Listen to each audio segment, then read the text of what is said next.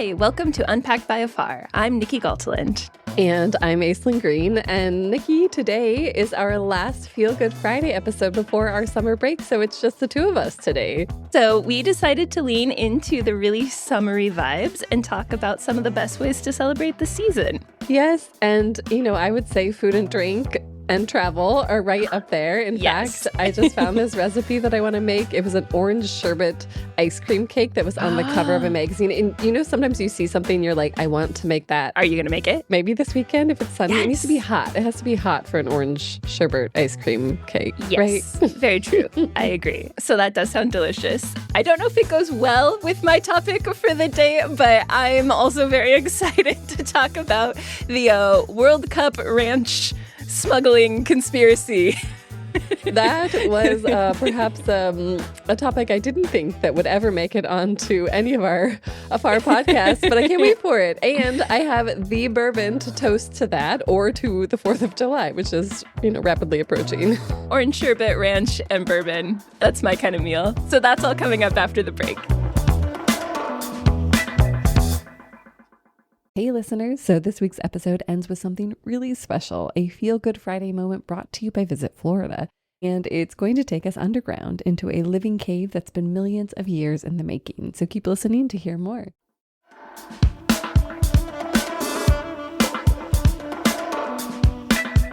Well, Nikki, obviously we have to start with you because I have to hear about this tasty ranch goss. Exactly. Exactly. It's amazing. It's like the sweet little summer news story that made me happy this week. Obviously, the World Cup is in full swing, which means there's a lot of international visitors to the U.S., and some of them are really appreciating ranch dressing, which I think is lovely. I mean, it's the crown jewel of American cuisine, right? Oh, wow. You're coming out with a very strong statement there. I love it. We're going to get some emails. I know. The great ranch debate.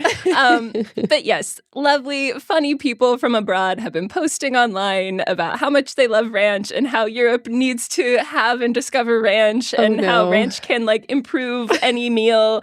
People have gotten so into it that they've been trying to take full bottles home in their carry-on luggage, which led to, I think, one of the most glorious PSAs of all time to please do not chug your ranch in line at security.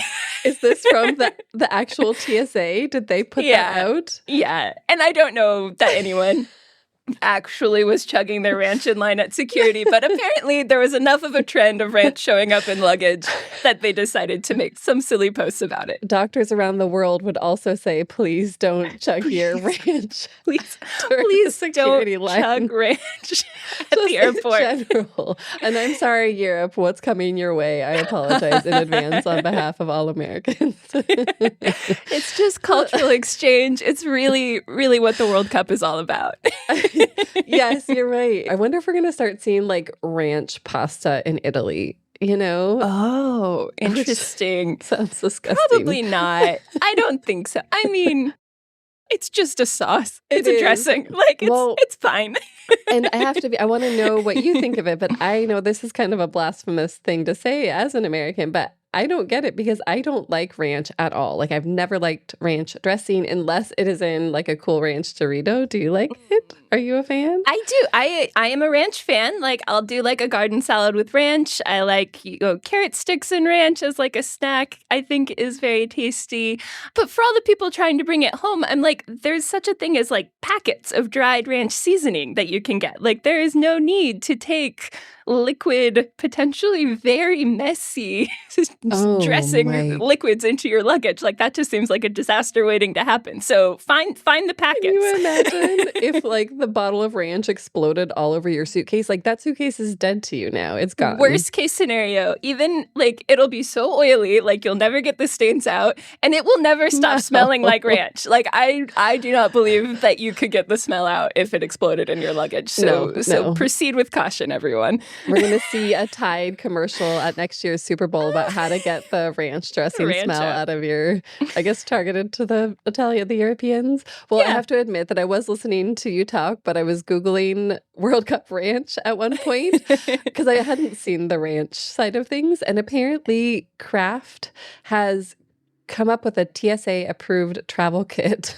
Like little mini bottles of ranch to take it through. The corporate quick advertising pivots are amazing. Apparently, Tabasco is like, our sauce meets the travel requirements. Jack in the Box is like, we have ranch packets, like little single serving. Like everyone's getting in on the ranch craze. Oh, Tabasco, don't even try. Well, have you ever tried to smuggle something either like through a security line or take like a potentially disastrous liquid in your carry-on or your checked luggage? I think my biggest mistake was trying to take a bottle of wine into checked baggage, but it was like a big hiking backpack. I had it bubble wrap. I had clothes all around. It was like in the middle, but I got my bag off of the carousel and it was dripping. red liquid out of it. It was not great. Did you just want to like walk over to the trash can and put it in? Like, okay. Well. I wasn't even 21, so I was like, I'm going to be in so much trouble. I mean, obviously nobody cared at all, but it was funny. Did you have to go very far with like a wet bag? Like, because if you're at the airport, it wasn't too bad. Got some paper towels, and luckily my clothes absorbed most of it. So. Luckily for you. Oh, and it was probably a really nice bottle of wine. Yeah, sad day, but it's all right. It was a gift, so it was like sorry, Mom and Dad. It was going to be very nice. Here's the label from this bottle of wine. Here's the T-shirt. We can squeeze a little bit of wine out of your T-shirt into a cup. Ew, that's way worse than ranch. Well, I did have a similar situation when I was coming back from Argentina with a group of people a couple of years. Well, this was many years ago now. And we all bought wine. I accidentally bought a very expensive bottle of wine because I didn't do the peso to USD conversion correctly. Mm-hmm. And so it was like a celebratory wine that we saved. But mine made it back fine. It was a hard-shelled suitcase, and I followed the same method, close and then bubble wrap, and I think with a hard shell, you're a little safer. Yeah. But another woman had purchased like 3 or 4 bottles of wine and put them all in the same suitcase. And as the belt was coming toward us, it was a similar situation where it was just like red, like leaking out of this suitcase onto the conveyor belt, and we were all like, "Ooh." It's so embarrassing. Like you do not, I don't know. Everyone knows what you did and you just feel shame. It just feels shame. But we all try. Like I've done it a million times since then. I'm like, is this going to be the time that I'm going to be shamed by the conveyor belt? Nope. Yeah. Okay.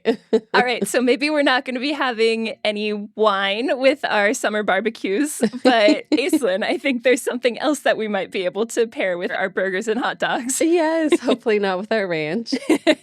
So there's this company called Lost Lantern that one of our coworkers actually turned us on to. And basically they don't distill spirits themselves, but they blend and bottle from unique distilleries around the country. It's so cool. So how do they find them? So the founders, their names are Nora and Adam, and they've been in the whiskey business for a long time. And during COVID, they took an 8-month road trip around the U.S. and visited more than 100 distilleries. Like that is a lot of spirits to be tasting.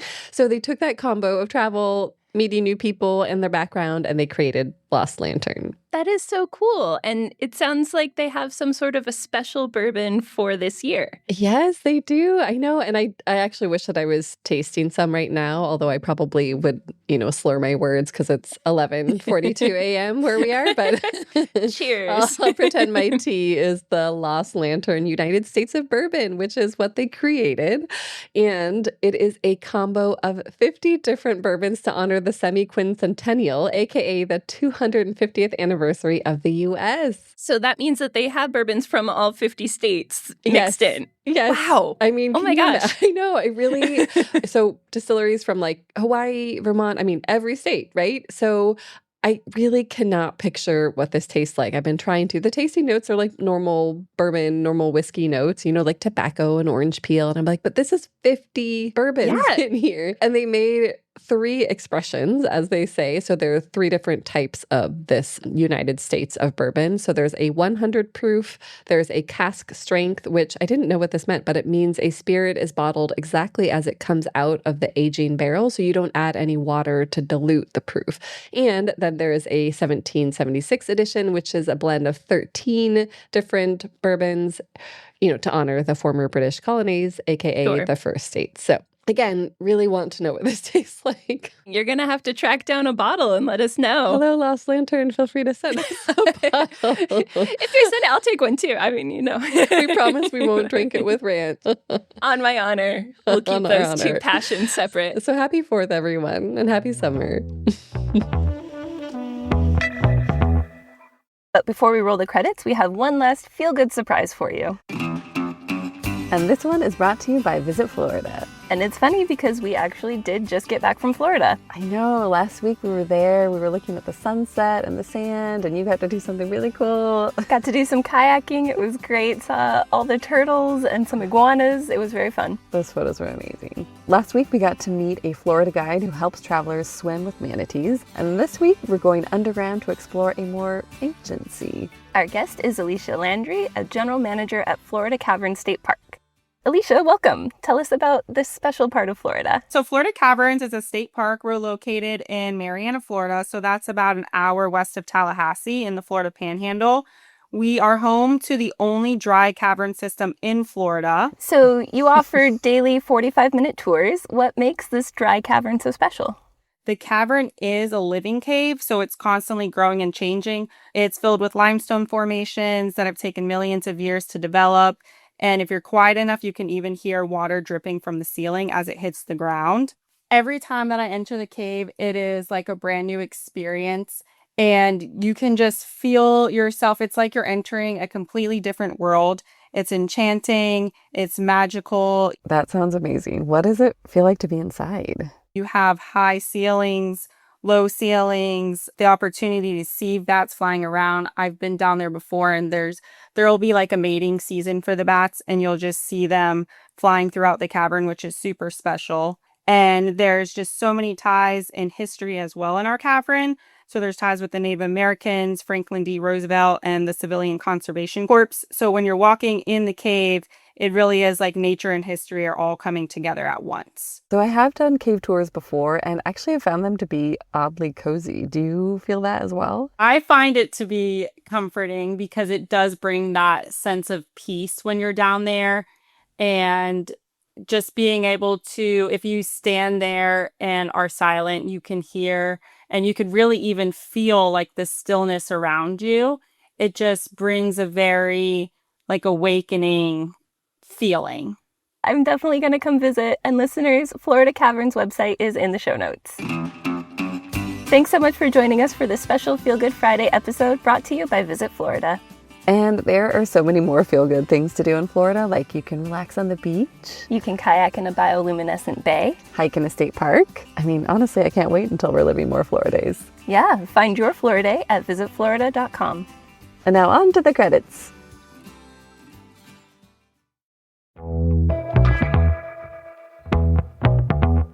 This was a Feel Good Friday episode of Unpacked by Afar. You can subscribe to the show on your favorite podcast player and follow @Afar Media on social. And don't forget to subscribe to our Behind the Mic newsletter at afar.com.